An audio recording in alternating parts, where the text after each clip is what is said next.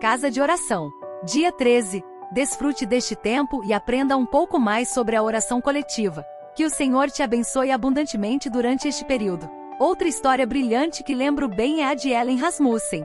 Eu a conheci na Dinamarca quando ela estava com 80 anos. Ela me contou que quando era uma menina de 18 anos, o Senhor lhe disse que fosse ao Afeganistão. No entanto, o problema era que o Afeganistão estava totalmente fechado a qualquer trabalho cristão. Ela se deparou com uma impossibilidade. Ela sentiu que o Senhor queria que ela fosse ao noroeste da Índia, para uma região fronteiriça ao Afeganistão, que agora se chama Paquistão. Por todos esses anos ela serviu ao Senhor naquela área, crendo firmemente que Ele honraria a sua palavra para com ela.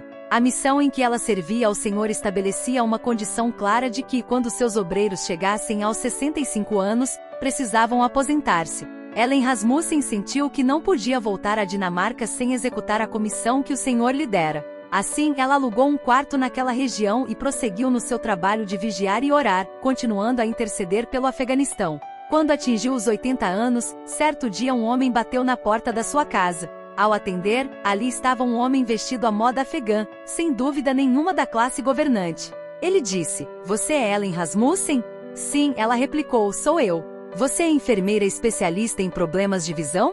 "Sim, sou." Então ele disse: "Venho da parte do rei do Afeganistão para saber se você pode ir a Cabul para medicar o príncipe herdeiro, que está com problemas nos olhos." Dessa forma, quando completou 80 anos, Ellen Rasmussen viu o Senhor completar o chamado original que ela receberá. Como resultado da sua ida, ela pôde falar ao rei sobre trazer um médico especialista em oftalmologia. O doutor missionário que veio a pedido do rei teve liberdade de pregar o evangelho. Como resultado, surgiu um grupo de crentes no Afeganistão. É interessante notar que Ellen teve de aguentar pacientemente vários anos de serviço no nordeste da Índia antes que se completasse seu chamado. Não há impossíveis para Deus. A vigilância e o crescimento espiritual dos crentes. Há mais um assunto que preciso tratar antes de concluir este capítulo. Há uma imensa necessidade de intercessão pelos crentes, para que cresçam no Senhor. Ele não está interessado em milhões de bebês espirituais. Não há nada mais bonito do que um bebê quando saudável e bem formado, mas quando ele não cresce, sabemos que alguma coisa está errada. O reino de Deus, no qual nascemos pela obra do Espírito de Deus, infelizmente está cheio de bebês espirituais que têm 10, 20, 30 ou 50 anos no Senhor, mas permanecem imaturos e atrasados no crescimento. Eles há muito já deveriam ter crescido e deixado os brinquedos, as chupetas e as coisas de criança, ou o egoísmo da criança de 10 anos. Eles deveriam ter se tornado bons soldados do Senhor Jesus. O apóstolo Paulo, escrevendo aos Gálatas, disse: "Meus filhinhos, por quem de novo sinto as dores de parto, até que Cristo seja formado em vós." Gálatas capítulo 4, versículo 19, Ark, Conibear e Alson traduzem esse texto da seguinte forma: "Meus filhos amados, de novo eu sinto as dores de parto por vocês, até que Cristo seja plenamente formado em vocês." O apóstolo usa uma palavra grega que fala da agonia ou esforço do parto. Ela descreve sua experiência espiritual quando orava por eles. Não é a descrição de algumas poucas e fáceis palavras em oração, mas uma condição na qual algo está sendo parido. É por meio de dores de parto e sofrimento espiritual. Repare bem que ele usa a palavra filhinhos e também a expressão de novo. Em outras palavras, algum tempo atrás ele tinha sofrido para que eles nascessem espiritualmente. Agora ele ora para que Cristo seja plenamente formado neles. Raramente se encontra esse tipo de ministério de oração em nossos dias. Não é apenas pelo nascimento espiritual dos pecadores, mas também pela formação da plenitude de Cristo no crente, seu crescimento até a plena estatura. Essa é outra dimensão de vigiar e orar. É por falta disso que a igreja está repleta de bebês espirituais. O tipo de cristianismo egoísta a que já nos acostumamos centra-se em nossa ou em minha satisfação, em satisfazer nossas ou minhas necessidades. Queremos saber o que podemos obter do Senhor, em vez de querermos saber o que podemos dar-lhe no serviço. Nesse tipo de cristianismo, quem pensará em dar a vida por Ele, ou ir aos confins da terra por Ele, ou mesmo viver em condições sem conforto ou prazer a fim de servi-lo? Esse tipo de evangelho não é bem-vindo em nosso cristianismo moderno. É claro, não estou dizendo que nossas necessidades não precisam ser supridas ou que não devemos estar espiritualmente satisfeitos. Contudo, ficar apenas nisso não é o evangelho que nosso Senhor Jesus pregou. Se queremos crescer espiritualmente, crescer até a plena estatura de Cristo, se queremos crescer para sermos soldados de Cristo, precisamos ouvir obedientemente as palavras dele. Se alguém quer vir após mim, a si mesmo se negue, desista de todo e qualquer direito a respeito de si mesmo, tome a sua cruz e siga-me. Quem quiser, pois, salvar a sua vida, perdê-la-á. E quem perder a vida por causa de mim e do Evangelho, salvá-la-á. Marcos capítulo 8, versículos 34, 35.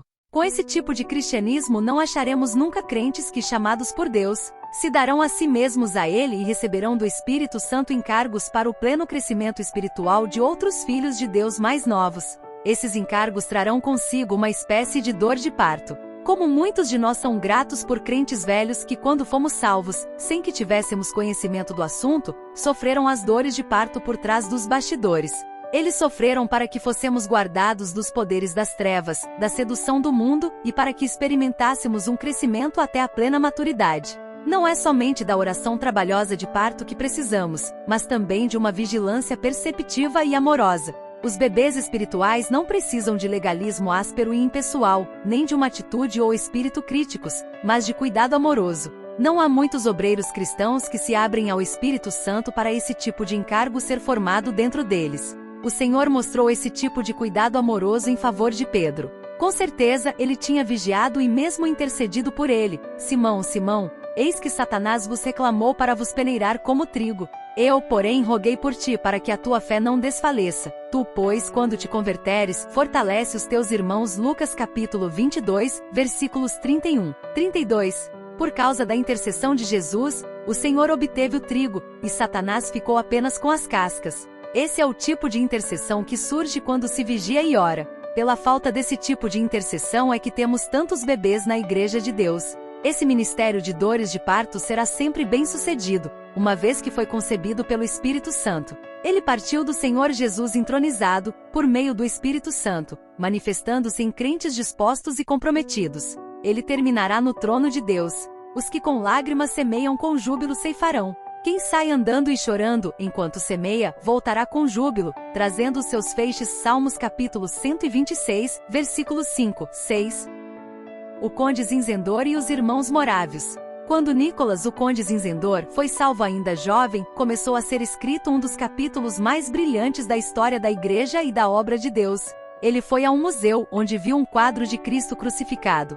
A pintura lhe chamou tanto a atenção, que ficou parado diante dela por mais de 1 hora sem se mexer. Por baixo da pintura estavam as palavras: tudo isto eu fiz por ti. O que fazes tu por mim? O Espírito Santo fez essas palavras queimarem no coração de Zinzendor. Ali mesmo ele entregou a vida e todo o seu ser ao Senhor, rendeu sua vontade a Deus. O Senhor gerou nele o tipo de caráter espiritual que haveria de influenciar os líderes do movimento morávio e muitos outros. Ele usou seu castelo e o estado que governava como um santuário para crentes perseguidos naquela área da Europa Central. Todos daquelas regiões vizinhas vinham refugiar-se nele. Quando o Espírito Santo desceu sobre eles, o movimento se espalhou por todo o mundo. A reunião de oração que durou 100 anos teve início, e foram enviados obreiros aos lugares mais difíceis da face da terra. O caráter espiritual que o Espírito Santo produziu no conde Zinzendor se reproduziu em várias outras pessoas. Para conseguirem alcançar os escravos, os obreiros fizeram-se escravos. Para conseguirem alcançar os leprosos, os obreiros contraíram lepra alegremente. Para conseguirem chegar aos leprosos, o total comprometimento da liderança e dos obreiros ao Senhor Jesus nesse movimento do Espírito de Deus tornou-se proverbial. Eles foram a todos os lugares aonde era impossível ir e que tantos outros obreiros cristãos evitavam. Para eles, não havia sacrifício grande demais ou difícil demais. Espero que você tenha gostado. Até o próximo áudio e até lá. Fique na paz, daquele que te amou primeiro.